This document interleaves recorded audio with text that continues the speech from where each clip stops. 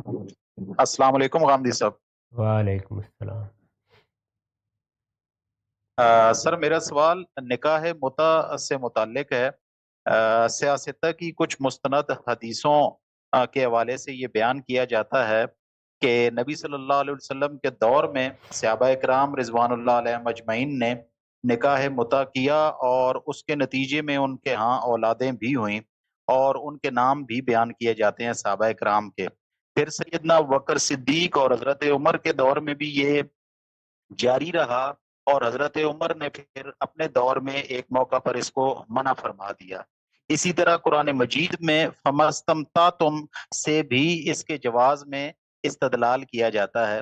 تو حدیثوں کا اور قرآن مجید میں فمستمتعتم کا صحیح پس منظر کیا ہے نکاح متع کے حوالے سے، اس کو استمتعتم کو تو آپ میری تفسیر میں دیکھ لیں، اس کے وہ معنی ہی نہیں ہے۔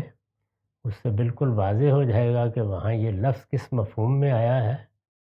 باقی رہ گئی یہ بات کہ نکاح کی کیا صورت جائز ہے کیا جائز نہیں ہے، اس کو اللہ تعالیٰ نے سورہ مومنون اور سورہ معارج میں بیان کر دیا ہے۔ دونوں مکی صورتیں ہیں، ان کے مکی صورتیں ہونے میں کبھی کوئی اختلاف نہیں ہوا۔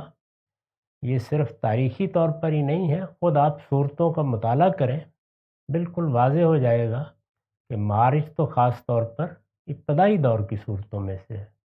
انہی میں اللہ تعالیٰ نے بتا دیا ہے کہ جنسی تعلق اگر آپ نے اللہ کے بتائے ہوئے قاعدے کے مطابق اختیار کرنا ہے تو اس کی اس وقت کے حالات میں دو ہی صورتیں بیان کی گئی ہیں، اور اس میں پہلی صورت ازواج کی ہے، یعنی آپ نے کسی کو بیوی بنایا ہے جس طرح کہ بیوی بنایا جاتا ہے۔ جب ہم بیوی بناتے ہیں کسی کو تو یہ ایک ذمہ دارانہ فیصلہ ہے، یہ فیصلہ آپ نے اپنے حالات کے لحاظ سے کرنا ہے، وہ آپ کریں۔ ہو سکتا ہے 2 سال رہے، ہو سکتا ہے سال رہے، ہو سکتا ہے زندگی کا نباہ ہو جائے۔ اسی کو نکاح کہا جاتا ہے، اسی کو زوج یا ازواج کے لفظ سے تعبیر کیا جاتا ہے۔ تو یہ تو قرآن سے بالکل واضح ہو گیا، اس لیے اس میں کسی بحث کی اختلاف کی گنجائش نہیں رہی۔ اب رہ گئی یہ بات کہ عربوں میں کیا کیا چیزیں تھیں، تو میرے خیال میں بالکل درست بیان کیا مورخین نے کہ ان کے ہاں نکاح کی 3-4 صورتیں رائج تھیں، وہ بخاری نے بھی بیان کی ہیں۔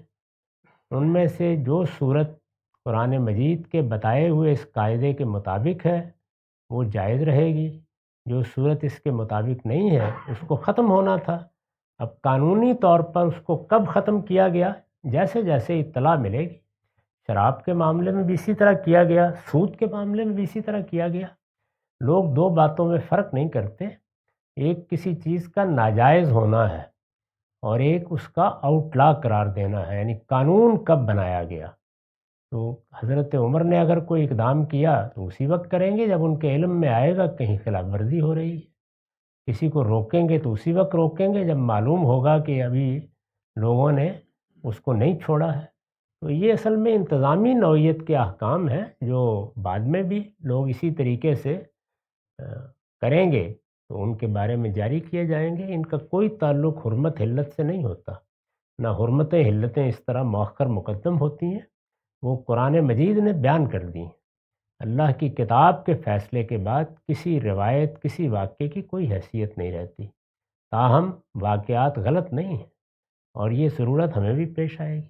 اس وقت دیکھیے پورے عالم اسلام میں ہر مسلمان جانتا ہے کہ سود حرام ہے، لیکن وہ آؤٹ لا قرار نہیں دیا گیا۔